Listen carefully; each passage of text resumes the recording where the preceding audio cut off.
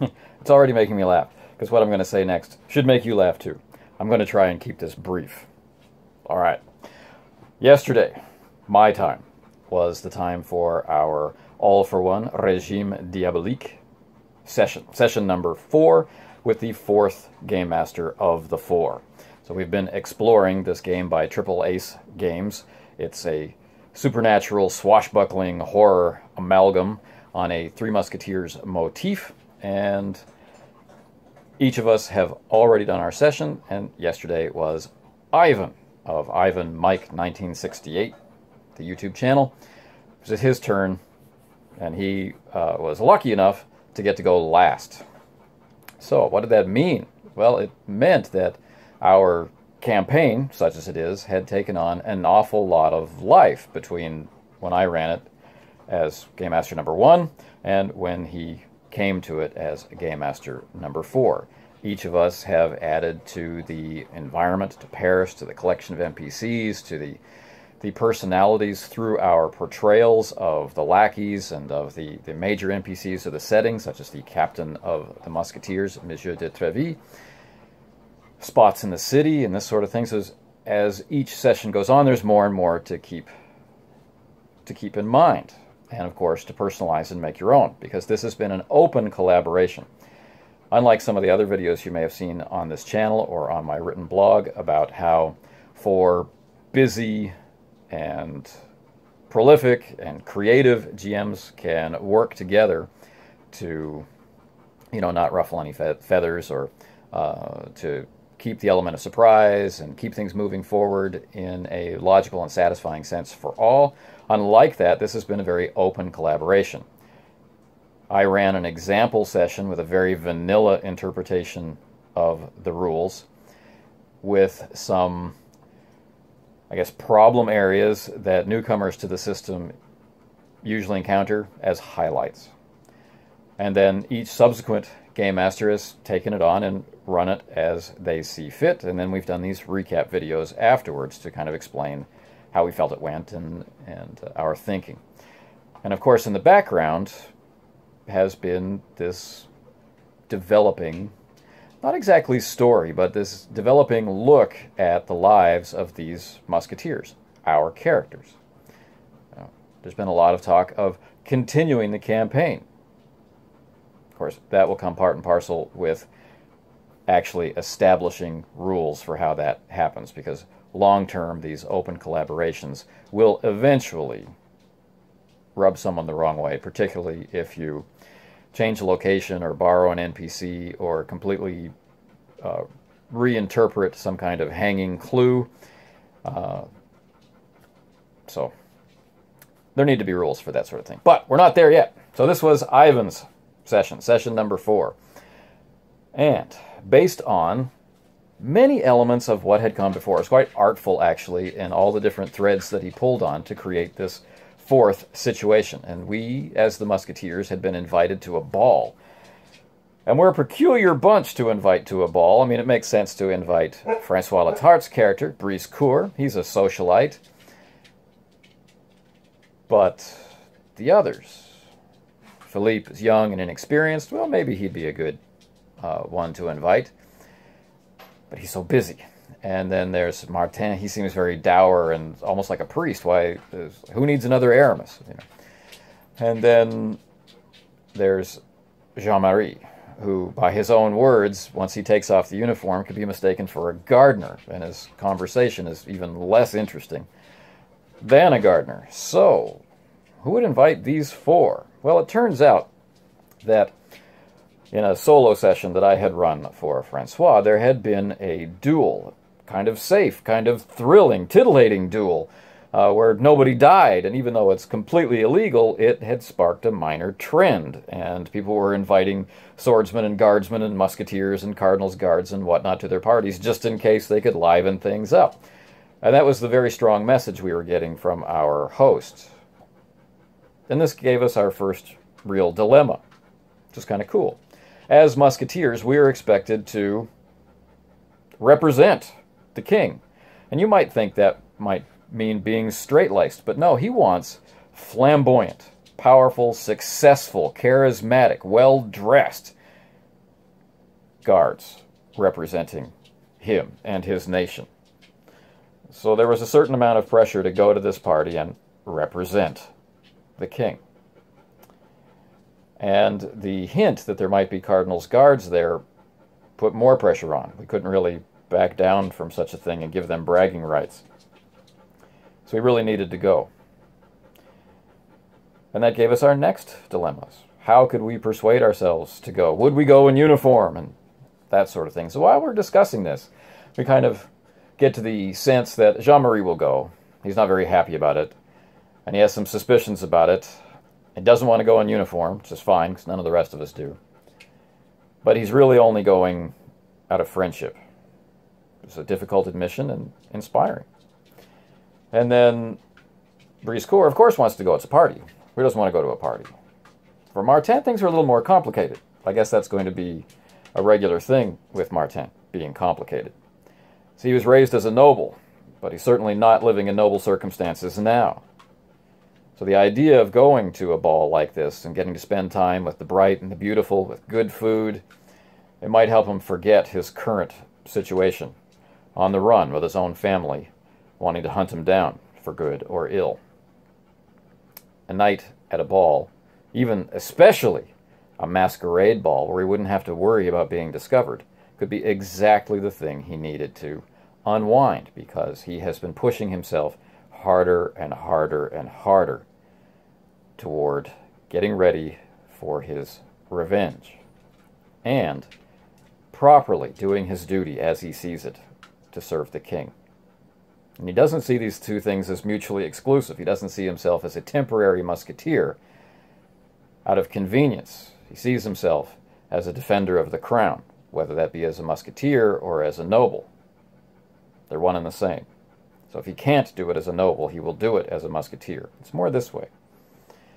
So, Martin has personal motivations, which he's not all that interested in sharing, for going to and enjoying this ball. But at the same time, his personal motivations are going to this ball not to enjoy it, but to keep a wary eye out to see if any members of his family, social climbers looking for position, are there taking advantage of that situation, so that he can gain some valuable information about, again, how to carry forward his revenge. So, Briscoe is happy, Martin is serious, tenacious, as usual, and Jean-Marie is grumpy and feeling out of place, I imagine, as usual. So, what actually happens?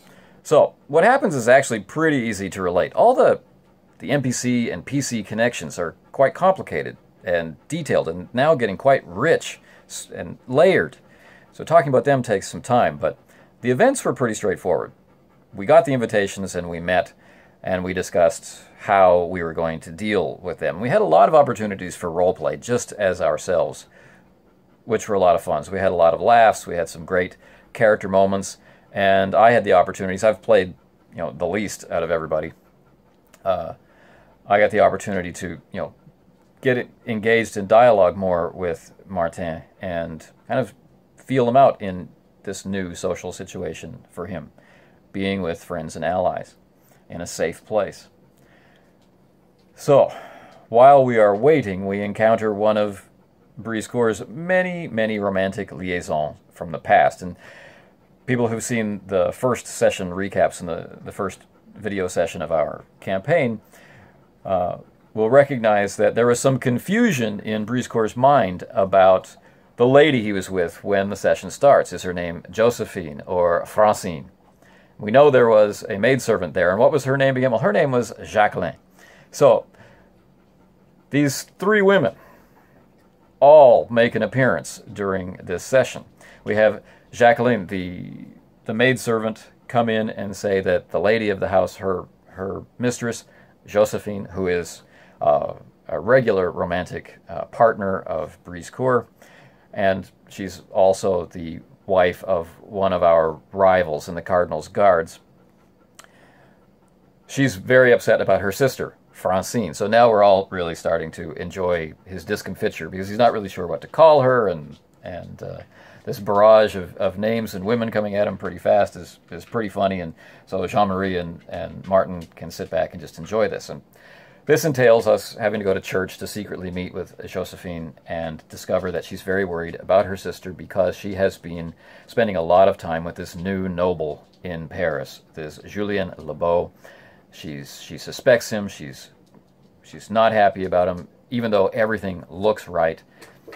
And she fears for her sister, and she knows that we're going to this ball anyway, and so she asks us to look out for her and report back. Is everything really okay?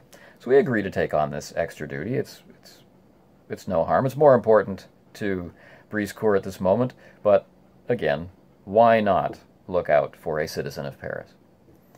We have some more time for fooling around with each other, role-playing, teasing each other as military men are often portrayed as doing, especially in this kind of fiction. And then we go our separate ways. Jean-Marie is always a man with a mission. He decides to go check out this noble's house, offer his insight maybe towards security. Again, maybe to make sure that we're safe, or maybe to figure out if there's something rotten that we should be aware of. He'd like to get a better sense of why he and I, for example, were invited to this thing. Well, this presents us with one of our first tastes of mystery. He's totally right to be suspicious. And even though he is not among the famous musketeers, he's famous as a musketeer, but when you take the uniform off, the tabard off, well, he could just be a regular guy. Again, as I mentioned before, he's dressed pretty shabbily. But they recognize him straight away. They enjoy his duplicity. They find it entertaining. They thank him for it, and they send him on his way. Don't worry, we'll see you tomorrow night. Be as entertaining then as you are now, kind of thing, which makes him even more uncomfortable. But he agrees to come along with us, growing ever grumpier. Martin, for his part, has been having a minor crisis of faith. He's been praying for miracles, and more often than not, they have not been manifesting. So, in other words, the player has been trying to augment the character with a lot of magic, kind of pushing the limit to see how much is too much, what these roles really represent when you cannot take the average, what kind of vast amount of time gets invested in these rituals. And so Martin has been burning the candle at both ends, pushing and pushing and pushing himself, diving deeper and deeper into his faith, deeper into his ability to channel the Holy Spirit as he sees it. It's taking up a lot of his time. He's working and he's praying, and that's it. It's making him very sour and very focused. So he is spending all of his free time on these days off preparing, trying to push himself and figure out why it is that this blessing of the Holy Spirit is so difficult to achieve. Of course, I figure he'll come to the realization sooner or later that he's asking for too much, that this is a form of greed or a form of addiction which, like the darker side of his family, leads to perilous magics that should be avoided. This is something that came to me all of a sudden between sessions, that of course he would drive himself in this way in the absence of his ability to enact a plan. That very inactivity would lead his thoughts inward. So that's where he is when all of this starts. So finally, with all of us agreeing to go to the party, we meet up, we handle what needs to be handled. Briscourt has a touching scene with his lackey, Eugene, to try and find something proper to wear, which again ties into a previous episode where most of his wardrobe had been destroyed. And of course, as musketeers, we can barely make ends meet, so getting fine clothes is an issue. So once we get to the party, we get to meet a lot of different people, and NPCs past and present and future cross our paths. We have a very entertaining bout with Ivan representing Jacques, his character Philippe's lackey, who's there, who stole his master's invitation actually, and is there just to get hammered on the wine, and he's quite in his cups and very entertaining. We play with him a little bit, but we're noticing strange things in the party. And as the party drags on, this ball, this masquerade ball with everybody masked, the mood slowly turns darker, like one of those, carnival-based horror movies. Things just get grittier and darker. We get more and more on our edge. Martin notices one of his cousins, one that has a very unsavory reputation in the crowd, so he begins focusing his attention on that, forgetting about, looking for Francine and others, and forgetting about kind of figuring out what alliances and allegiances are with his enhanced abilities to, detect the evil in men's souls, as it were. He just focuses on his own thoughts of revenge. Briscourt is having a great time with the ladies, and Jean-Marie is growing more and more uncomfortable. Martin makes the acquaintance of Louise again from Sebastian's session, and they have a talk about the role of faith in action. Is it right to put yourself down in the mud and the blood and try to make changes in the world, or is it right to serve as an example of a more exalted state? Which one is it that we should be trying to achieve? It's a fantastic conversation, role-playing with Sebastian taking on that role. Ivan gave us each the opportunity to represent an NPC in the game. So I was lucky enough to get to represent a character connected in some way to Briscourt. I'm not going to reveal who that was because he doesn't know who it was, but he had a lovely and entertaining dance, very frisky and seductive on the dance floor, which then ended in some drama, which is, again, part and parcel of this kind of swashbuckling fiction. Passions run high, tempers run high, and relations between men and women sometimes very quickly turn sour. So I had fun getting to bring that scene to life with Francois. And then Jean-Marie had his turn. And Francois played this character, again, one of the NPCs that he had introduced, one of the peculiar battle nuns is how we use them, how we describe them in fun. But these witch-hunting nuns, and they had been, according to the person talking to Jean-Marie, they had been ensorcelled, really, by the evil Mother Superior that we defeated in Francois' session. And now her head is clear, and she was looking for, again, guidance or maybe an alliance. But he totally rebuked her, rebuffed her, just pushed her off. I'm done with you. You're like weak toast. No. If you want to, serve the light, then go out and serve the light. Don't come crawling to me looking for forgiveness or whatever. It was a fabulous scene I really got a kick out of. It really made me see Jean-Marie in my mind. So now things have really taken a dark turn. And even though there's still comedic elements with the lackey Jacques and his drunkenness playing out, it feels mysterious and suspicious. So, our hostess, this incredibly charismatic and beautiful woman, leaves the party, taking several of her guests with her, male guests, who come back sometime later, exhausted, drained. This raises many of our suspicions. Briscourt is a little too busy, I think, to really care. But before we can really move into dealing with this, like drawing together and say, did you notice that? It was certainly on my mind to do. This new entry comes sweeping in late. This Julien Lebeau. And this is the man who's been, who has enraptured Francine so much. So Briscourt's attention picks up, my attention picks up, because he is something. He walks in, he owns the place automatically as soon as he enters. He's the only person we've ever seen who can diminish the glory that is Briscourt's charm.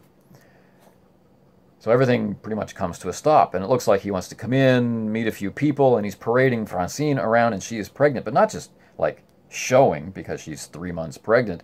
She looks like she's ready to give birth. She's massive.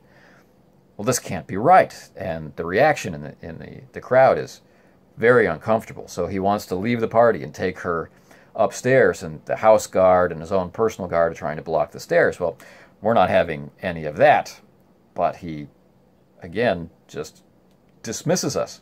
He's so adept at manipulation that while Martin and Jean-Marie are engaging in actual combat, to follow him up the stairs and so are distracted, not paying attention to him. He's able to convince Brise-Cours that everything's fine. He has Francine's best interests at heart, to stand down, and so he leaves the fight and just kind of enjoys the duel, I guess, between Martin and these people. Well, the Cardinal's guards also get involved because Josephine, Francine's sister, is not at all happy about this situation.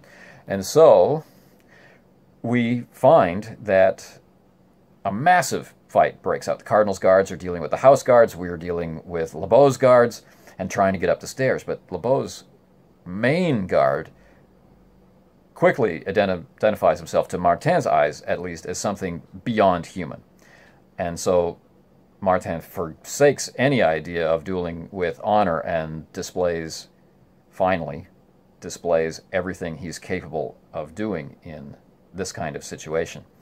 So he had been significantly magically enhanced. I've got another video about that. And so was far more than we've seen him in previous sessions. And he's not at all afraid of hiding it because, as has been said before, when Martin is in a fight, this is a fight to the death. Otherwise, we're going to talk about it and achieve some kind of agreement. So, while this thing catches Jean-Marie's blade barehanded and starts staring him down, pushing the blade back at him, Martin dodges around him with his magically enhanced movement, gets elevation behind him on the staircase, cuts him, runs him through, doing significant damage, weakening him. And at that point, he trusts that Jean-Marie can take care of him, and he goes back in pursuit of Julien, who has reached the second floor and might be locking himself in a suite. So Jean-Marie's struggling with this horrible thing, and he's discovering how inhuman it really is. And Brise-Cours is kind of coming to his senses and joining in, and then, well, to make a long story short, Julien Lebeau escapes with Francine. Martin uses all of his wiles, all of his abilities, but it's just not fast enough. And now the two are escaping in this extra large dumbwaiter, maybe large enough to dispose of bodies, you think. This extra large dumbwaiter, which is descending down, maybe to the first floor, maybe to the basement. He's not sure, so he's starting to scream to the others. The others join in. The ground floor has been cleared because Brise-Cours has been implying at high volume that it's the plague.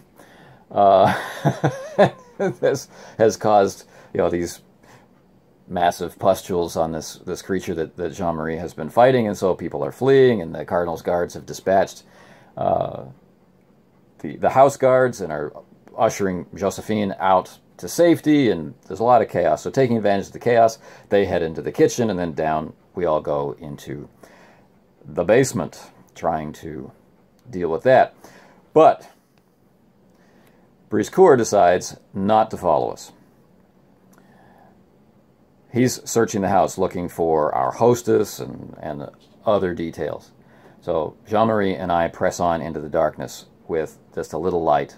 Very quickly, we come across the eviscerated body of Francine. Someone has carved the baby from her, and we feel the cold sting of failure. And as players, we're also feeling the oppressive hand of time running out in our session, because I've got to get to work, and it's late. People have to take care of their families and things.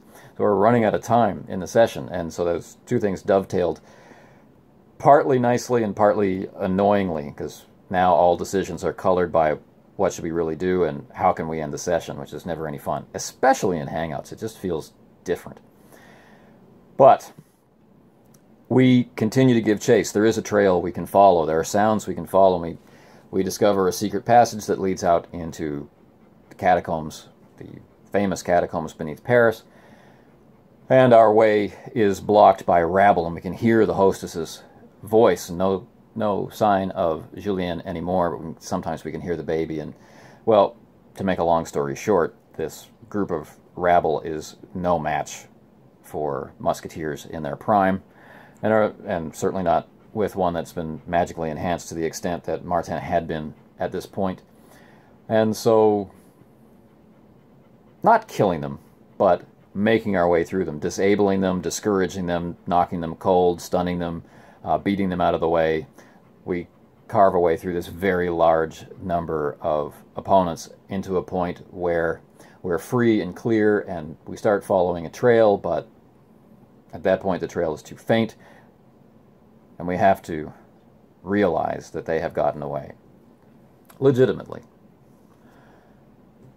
So then what? Well, now we've got a pretty big mess to clean up. And some of us feel that we owe it to the captain, our captain, to give a report of what we had been involved in, because people are going to be saying the King's Musketeers did this and King's Musketeers did that, and so he should hear the truth from us before he hears it from anybody else, or at least soon after. But we take time to search the house for any clue as to where this LeBeau might live or be found. We get some, and we find some arcane books that we'll have to investigate later. I'm assuming there's some sort of black magic which Martin will not be able to make much sense of, but will at least be able to recognize and, you know, further motivate him in his struggles against the darkness. So Martin feels a pretty strong connection to Jean-Marie now. He's moving more in the direction of evil must be fought, and he wants Jean-Marie as an ally, but Jean-Marie is, of course, obsessed with his family and what happened to them. He's obsessed with the idea of hunting down this werewolf that changed his life, and Martin has previously promised him that they would stand together in that, but nothing has been done. So now it's time, in his point of view, to free Jean-Marie of this burden, and then hopefully the two can continue on together as friends and allies as Martin continues his revenge. Likewise with Briscourt. Briscourt seems, to Martin's eyes, lost. He keeps talking about spreading happiness, but why is it that he cannot find any? What is this, or is there a hole in this man's life? Or does Martin have it completely wrong? These friends of his have become extremely important, and situations like these, where they are imperiled by supernatural forces, push him harder to want to be able to defend them, to protect them, to rise up to his noble duty and be a protector. He's profoundly infected by these events. And where was Philippe during all of this? Of course, Philippe was training hard at his salon, becoming more and more important in that fencing school. Teaching new recruits and developing new skills, to become an even more fearsome fighter, because even his tremendous skill is not enough to address that basic inner flaw of feeling like he's never good enough and can't measure up. So this very interesting band of people have now been through one complete cycle of Game Masters, one complete turn through maybe the seasons of a year and the passage of time, and have definitely developed, even though we've played very few hours from a campaign perspective. We've played a number of one-shots, and two of the guys have had the opportunity for solo play, and Ivan will be next for solo play. So, who knows what's ahead? Will there be a campaign to come? I cannot say. Just to finish off this recap with commentary, Ivan is definitely very comfortable in the Game Master's chair, and I thought, as I said before, it was artful, masterful how he pulled on all of these different threads. I really enjoy the technique he used for giving us an NPC to personify, to keep us all active as players during the session where our characters might not be involved, and give us an opportunity to, see the scene from different perspectives. That's something that I like to do in campaign play. Some of the choices, I think, were spot on, and other choices, maybe the choice of Louise, I'm not sure how much he communicated with Null Inquisitor prior to putting Louise in that situation. That's pretty heavy exploration of her character and of her motivations, which is a fantastic scene from my point of view. That's exactly the sort of conversation I would like to have, and with a trusted NPC. I can't imagine who else in the setting I'd have that conversation with. But is that the reason why that Louise character was introduced? I suspect that she was more more of a mystic and tormented along the lines of what her, you know, magical abilities might be leading her toward, and which is maybe one of the reasons why she gave up the talisman in Seb's session to Martin, shedding herself of these things and preparing for a life, a more godly life. But that's just my instincts. Those are things that only Sebastian at this point knows. But the pace of it, this was our longest session. This was almost 4 hours, I think. The pace was usually pretty quick. We had a lot of opportunity for roleplay, which was, at this stage of the campaign, was something I really enjoyed.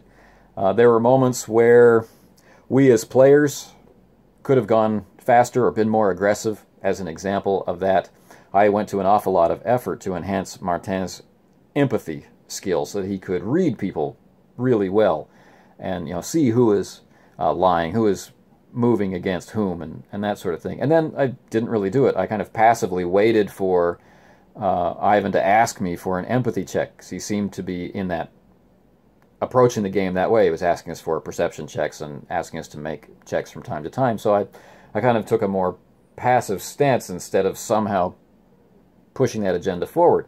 And I really should have to bring about that creepy end to the ball faster. Also, when we had the opportunity to wander around Paris, maybe we should have, or could have, had some of those encounters at those moments, so that not everything had to happen at the ball, that sort of thing. But every moment of it was fun. And the only awkward part was right at the end, where we've all recognized what time it is. And we've all recognized we're in the middle of a chase, and we've all recognized that because of the delay caused by the rabble that we're fighting our way through, we're not going to catch them. And we're going to have to accept that this was not a mission, but this was something that was important to us now, that we had to let go, that we had to live to fight another day and try and get a better outcome later. From Martin's point of view, there's some sort of evil sorcery going on. You know, if all you have is a hammer, every problem looks like a nail kind of thing. He is someone who hides magical ability, and coming from a family that hides magical ability. He sees the host and Julien Lebeau as black magicians. As a player, I have a completely different theory about that, which I've confirmed with the Game Master. Again, I'm not going to reveal it, but this is more of the setting's demonic flavor, where evil is often sourced in demonic entities, and some of them are capable of taking on flesh. That's the only hint I'm going to take, or only hint I'm going to give in this recap. Things aren't always what they seem. And he has a great deal of suspicion about this baby and a lot of empathy for it. He sees his own life mirrored more horribly in the life of that child and desperately wanted to save it. Very, very driven. The party was a divergence, you know, some kind of a distraction or entertainment, and then suddenly took on a very, very serious tone, where he was willing to lay down his life in order to make some kind of difference. So I really like this dramatic rise and fall that Ivan was able to cause, seemingly so effortlessly. In terms of system, a lot of things went really smoothly. I liked how he would make decisions, and while he may find that some of the decisions that he made don't exactly match up with how they might be done, like some people listening might react to how the doors were broken, or the door was broken, it didn't matter. It was well handled. I was satisfied as a player going through that situation, and it enhanced tension without wasting time. I guess that's it. I had a lot of fun. I don't want this to be the last session. I hope that there will be more of this, and that we can continue to work and find things to do with our characters. My plans are to run a solo session for Ivan when we can find the time, so we can see Philippe on his own. And then I would like to do another session with all the characters, moving things forward, probably in a direction that deals with some of these long-standing details about character that the new cycle should address. Things that players have taken the time to create as backstory, as connections to their archetypes and motivations, and put them forward as things they want to experience and play as a part of who they are. Now that we've introduced the world, now that we're comfortable with the mechanics, now that we're comfortable with each other and how we play, now that we've established a setting that is more than what we could create on our own, it's time to dive in and make these characters really tick. Anyway, thanks for watching.